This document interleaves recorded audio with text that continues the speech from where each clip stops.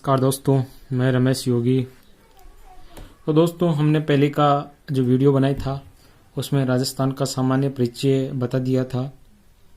तो आज हम राजस्थान के इतिहासकार कर्नल जेम्स टोंड की जीवनी पढ़ेंगे। उनके बारे में हमने पहले बताया था कि हम एक अलग से वीडियो बनाएंगे जिसमें कर्नल जेम्स टोंड के बारे में जितनी भी बातें बन सकती थी मैं आपको प्रोवाइड करा दूंगा। तो आज मैं उस वीडियो को बना रहा हूं।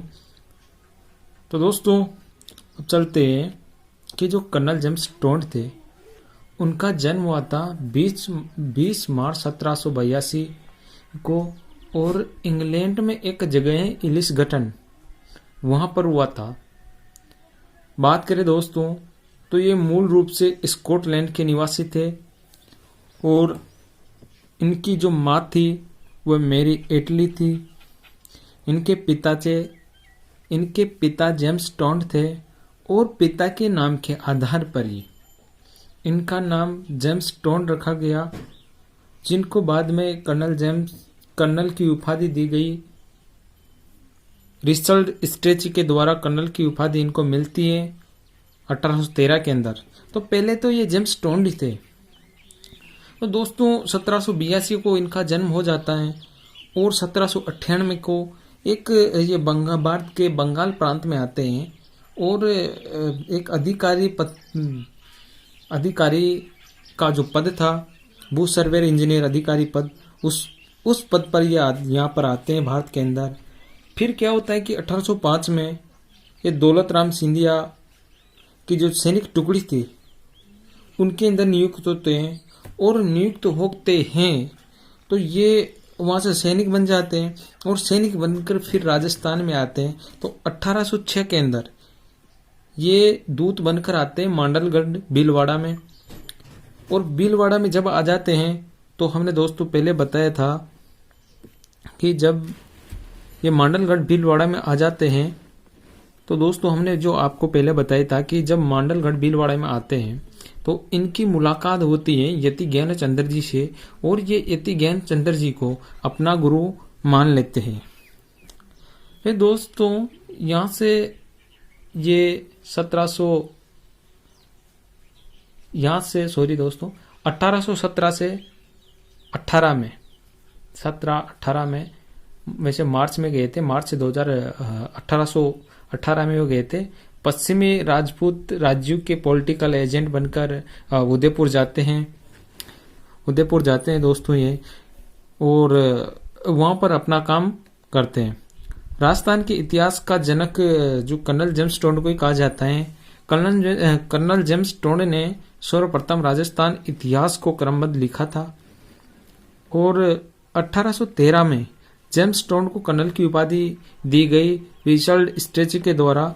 कर्नल जेम्स टोंड के जो उपनाम थे वह भी मैं आपको बता देता हूं कि इनके उपनाम थे, एक तो घोड़े वाले बाबा।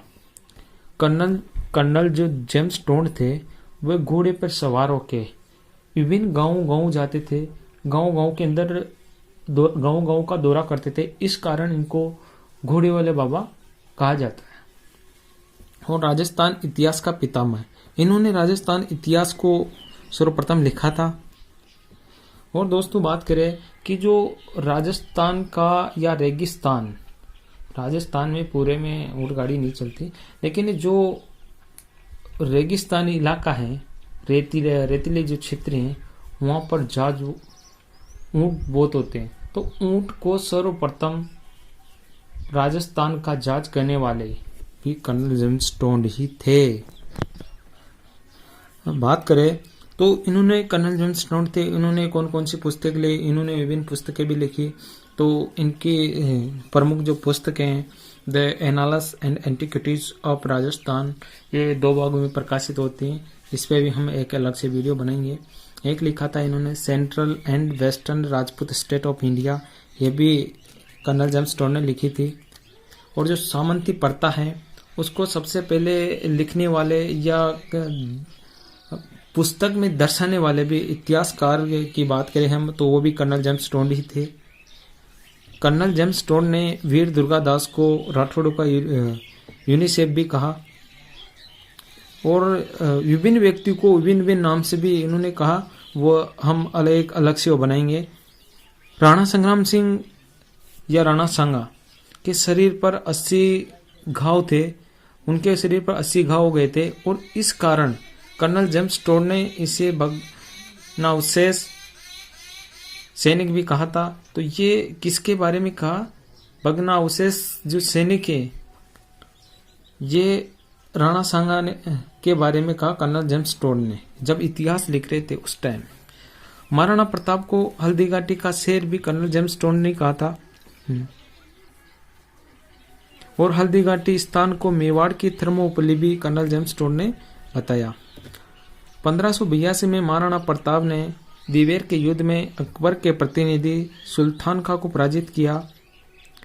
राजस्थान इतिहास में मेवाड़ का मैराथन भी कर्नल जेम्स टोड ने कहा था। राजस्थान में जो दिवेर का युद्ध है इसको मेवाड़ के मैराथन के नाम से जाना जाता है राजस्थान इतिहास में। तो ये कर्नल जेम्स टोड ने इसको मेवाड़ का मैराथन कहा था। 1822 में बात करें तो 1822 में कर्नल जेम्स टोड वापस इंग्लैंड चले जाते हैं और 1835 में इनकी मृत्यु हो जाती है। तो नमस्कार दोस्तों, इस वीडियो में बस इतना ही। आगे के वीडियो में हम आपको विभिन्न जानकारियां देंगे।